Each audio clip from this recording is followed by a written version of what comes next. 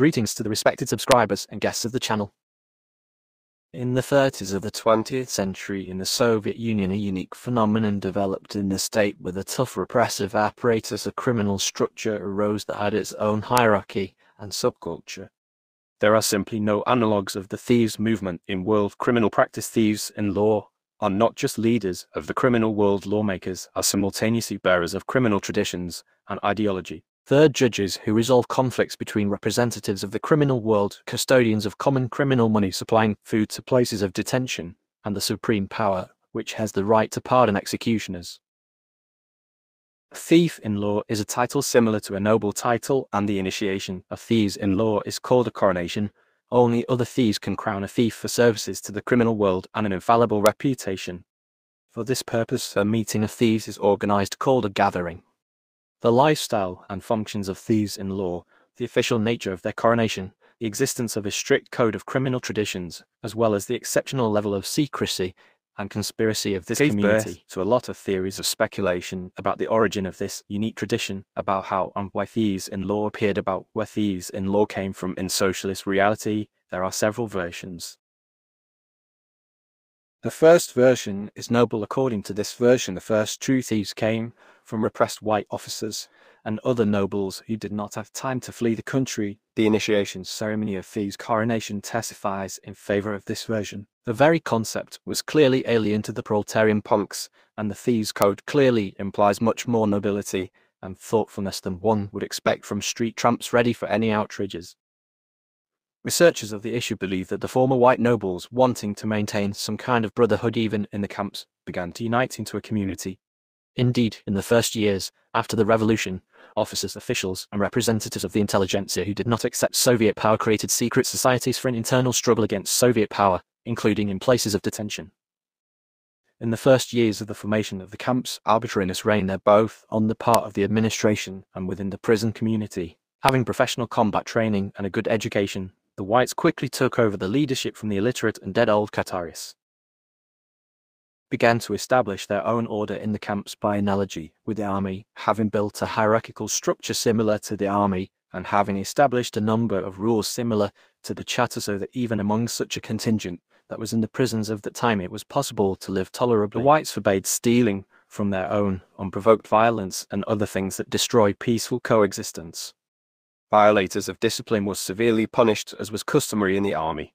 It was this community that by the 30s began to be called thieves in law, meaning precisely the thieves' law, that is, those very strictly observed rules. This theory is also supported by the fact that nicknames like Prince, Count, and the like were widespread among thieves for a long time.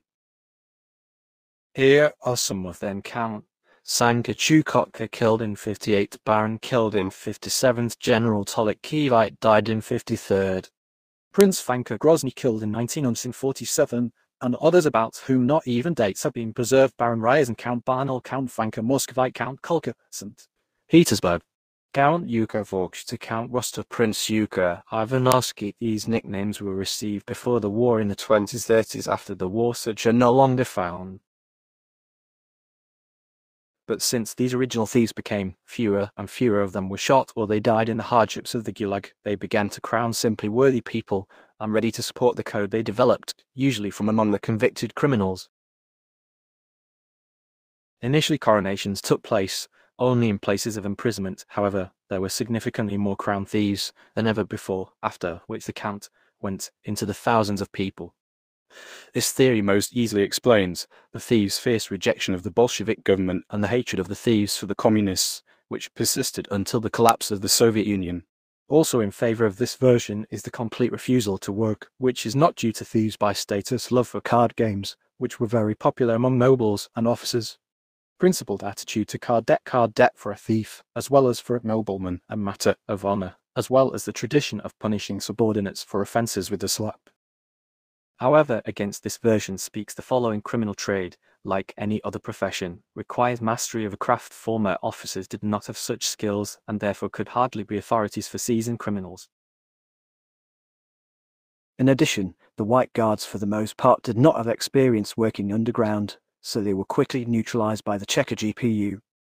Those who had such experience had already found themselves lucrative positions in the ranks of foreign intelligence agents and had no need to engage in criminal activity. The White Guard version of the emergence of thieves in law seems the most dubious to many historians. Version 2. Bolshevik. According to this version, thieves in law were created by the OGBU in the first years of Soviet power in order to control the criminal world from within. This version seems quite plausible since most Soviet leaders had long fought underground against the Tsarist regime and were often double and sometimes triple agents.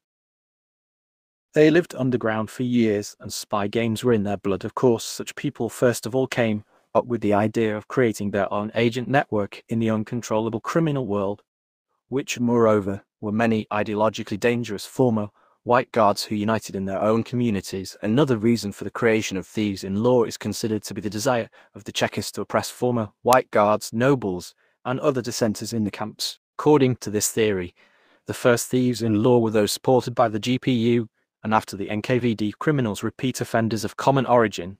It was beneficial for the OGBU and the NKVD to keep numerous political prisoners in fear and obedience, thereby simplifying the task of the jailers.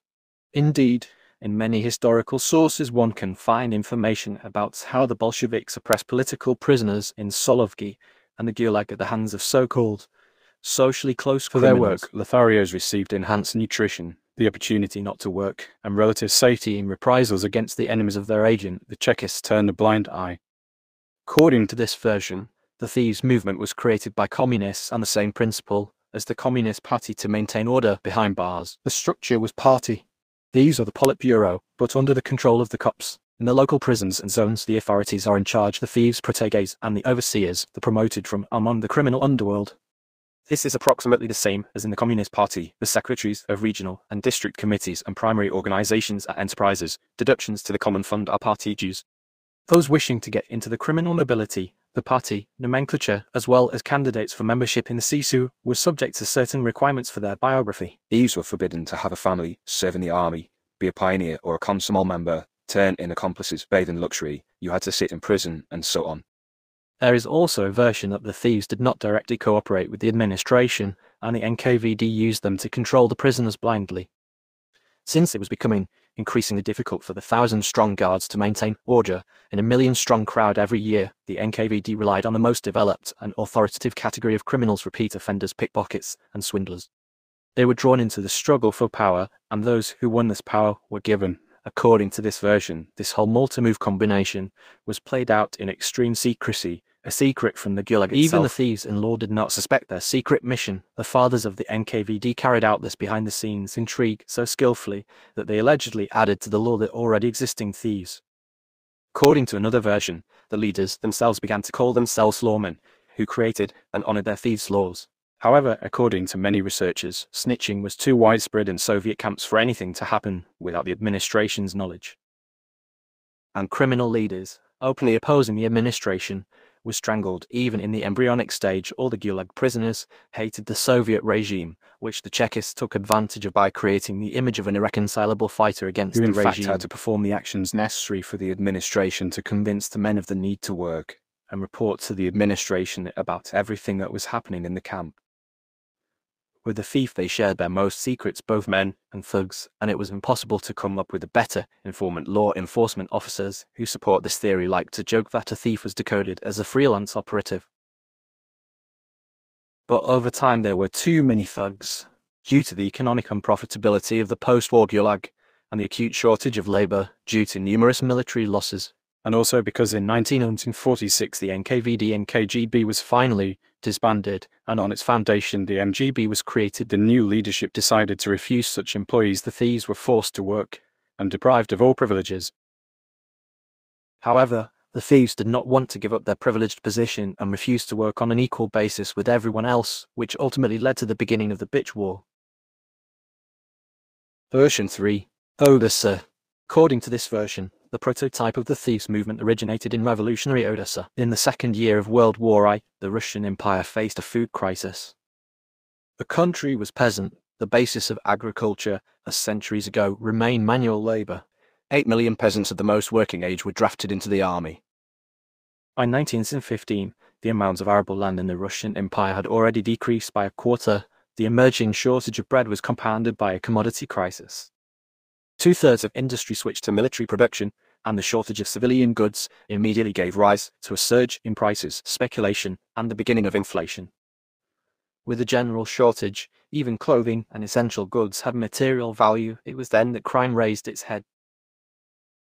The Russian Empire was engulfed in an epidemic of thefts of everything. The stolen goods were sold off to quite respectable citizens. The chaos that had begun needed to be controlled somehow, but the warring state had no time for this. And then the most authoritative criminal leaders took on their function. The king of criminal Odessa of those years was Mikhail Yapunchik Moisherinsky, who returned to Odessa in 1917 under the Kerensky amnesty after 9 years of hard labor. According to one version, his nickname is connected with the fact that he told Odessa thieves about the lifestyle of Japanese thieves in the city of Nagasaki. According to him, Japanese colleagues agreed on uniform rules of doing business and never violated them. Vinitsky suggested that Odessans follow their example. His fame thundered in 1918. It was then that an appeal from a group of thieves appeared in the newspaper Odessa Post, which proclaimed a kind of code of honor. The bandits announced that they were acting in concert with sailors and workers. They swore to rob only the bourgeoisie. They demanded respect and promised to help the poor. In addition, Yapunchik forbade unnecessary violence and especially murder. Those who violated the established rules were held strictly accountable. So the Japanese bear brought relative order to troubled Odessa, and that is how, according to one version, the first thieves' concepts appeared. In Odessa, all criminal processes from theft to sale were taken under control by criminal authorities who were respected and feared in criminal circles, and over whom, in turn, stood Yapunchik.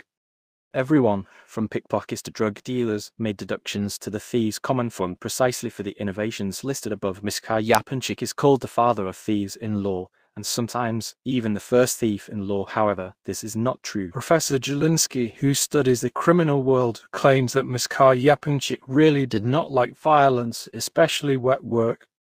But he was not a thief in law, at least because the thieves' code itself appeared only in the late 20s. Mikhail Yapunchik can be called the forerunner of thieves in law. The emergence of such criminal authorities in a feverish country was beneficial, and the law enforcement agencies there understood that numerous criminals demanded their generals who could manage and control them, since the law enforcement officers themselves had long been short of hands. It was this community of authoritative crooks living by strict rules that eventually formed into a community of thieves in law a little over 10 years later, already in the Gulag camps.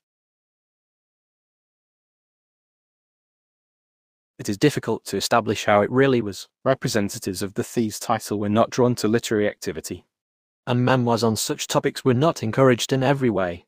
So the few testimonies are the recollections of political prisoners who observed the criminals from the sidelines. One thing is reliably known: by the end of the 30s of the 20th century, the system of thieves in law was fully formed.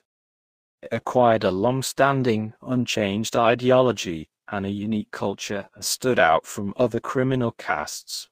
This was a channel everything about prison. Like and subscribe to the channel. Good luck to you.